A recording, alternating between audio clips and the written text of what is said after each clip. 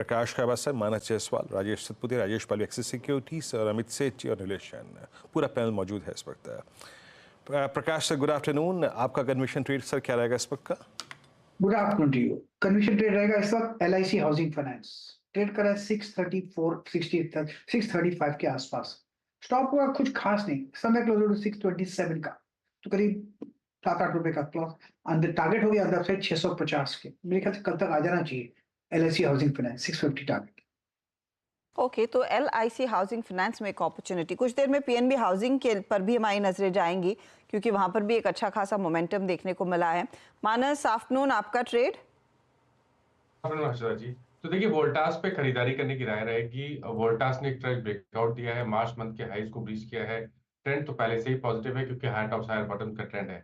तो आज क्योंकि एक ट्रेड ब्रेकआउट है, इसलिए यहाँ पर करंट लेवल्स पे आप खरीदारी कर सकते हैं। 1129 का आपको स्टॉप लॉस लगाना है और 1175 तक के टारगेट्स पॉसिबल हैं वोल्टास में। ये कैश लेवल्स है। अगर ऑप्शन में ट्रेड लेना चाहें तो 1150 का 1150 वाला कॉल ऑप्शन जो 38 रुपीज पे ट्रेड हो रहा है, वहां पर 29 के स्टॉप लॉस से आप खरीदारी कर सकते हैं और इस ऑप्शन में 60 रुपए के टारगेट सेट कर सकते हैं। ओके, 1150 का कॉल ऑप्शन भी आप @3880 ले सकते हैं। स्ट्रॉन्ग स्ट्रक्चर है और सीरीज के पहले दिन इसका मैसेज काफी स्ट्रॉन्ग है। Amit ji, good afternoon. आपका ट्रेड इस वक्त का? Good afternoon Viren ji, good afternoon Harshita ma'am and everybody in the panel. Viren ji, इस समय का मेरा ट्रेड रहेगा NTPC। NTPC में पुल बैक कंप्लीट हो गया है, जिस हिसाब से स्टॉक ने कंसोलिडेट किया अपने 10, 20 और 50 डेमा पे एक राउंडिंग पैटर्न बना के परसों के सत्र में इनफैक्ट 10 डेमा के ऊपर क्लोजिंग दी थी। थोड़ा सा फ्राइडे थर्सडे को फिजल हो गया था, लेकिन आज फिर डेज हाई और फ्राइडे के हाई के ऊपर ट्रेड कर रहा है। स्ट्रक्चर यहाँ पे स्ट्रॉन्ग है, मोमेंटम पॉजिटिव है। 344 का प्राइस है, 339 का स्टॉप लॉस रहेगा और 355 रुपए के टारगेट्स रहेंगे NTPC के। ओके, NTPC में एक अपॉर्चुनिटी तेजी की बन रही है। राजेश सातपुते, बताइए आपका trade. Good afternoon Harshada ji and good afternoon everyone. Harshada ji, देखिए मेरी नज़र सीमेंट स्टॉक्स पे है और सीमेंट स्टॉक्स में जिस तरह से मोमेंटम आ रहा है, वहां पे मैं देख रहा कि कहाँ पे जगह बन रही है, तो वो है रैमको सीमेंट। अगर आप इसका डेटा भी देखें और तो डेटा में लॉन्ग एडिशन है, ओपन इंटरेस्ट में जंप है 8% का, और जिस तरह से प्राइस एंड वॉल्यूम ब्रेकआउट है, इसका जो नेक्स्ट टारगेट रहेगा वो रहेगा 875 to 880। So at the level of 848, it's a buy in Ramco Cement. Stop loss will be at 837. Okay, Ramco cements 847 पे लॉन्ग है आपका। Nilesh, good afternoon. आपका ट्रेड इस वक्त का?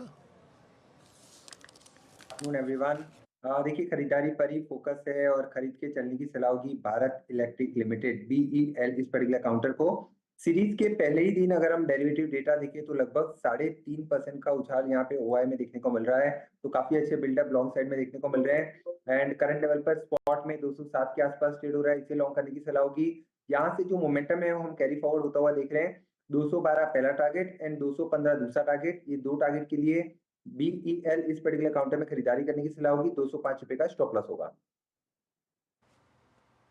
ओके, तो ये फिलहाल BEL पर एक अपॉर्चुनिटी नीलेश ने पकड़ी है। शरद, आपका ट्रेड क्या रहेगा आज? हमें लगता है इन्फोसिस में अब ये काफी डिसेंट डिप आई है ऊपर के लेवल से, और यहाँ से हमें काउंटर व्यू की तरह इन्फोसिस में खरीदारी की सलाह देना चाहेंगे।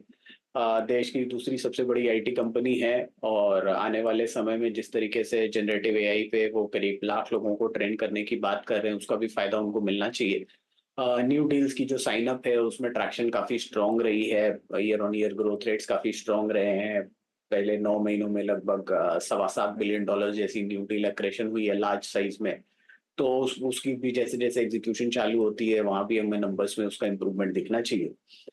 इसके अलावा जो प्रोजेक्ट मैक्सिमस है जिसके थ्रू वो अपनी मार्जिन को लगभग स्टेबिलाईज करने की बात कर रहे हैं 20 से 22% के बैंड में, वहां पे भी हमें लगता है काफी ट्रैक्शन कंपनी को मिला है। आने वाले समय में उसका भी फायदा मिलना चाहिए।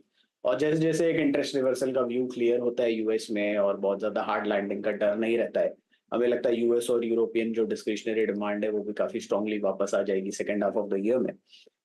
तो कुल मिला के ये चारों पांचों चीजें से इन्फोसिस को काफी फायदा होना चाहिए। टॉप लाइन में लगभग 11% के आसपास की CAGR ग्रोथ होनी चाहिए अगले साल और 20% जैसी बॉटम लाइन ग्रोथ होनी चाहिए। तो हम ये उम्मीद कर रहे हैं 72 रुपए के आसपास की अर्निंग्स कंपनी FY25 में रिपोर्ट कर देगी। 25 के आसपास का मल्टीपल टू स्टार्ट विद आसानी से मिल जाना चाहिए। तो 1800 रुपए के लक्ष्य के हिसाब से इन्फोसिस।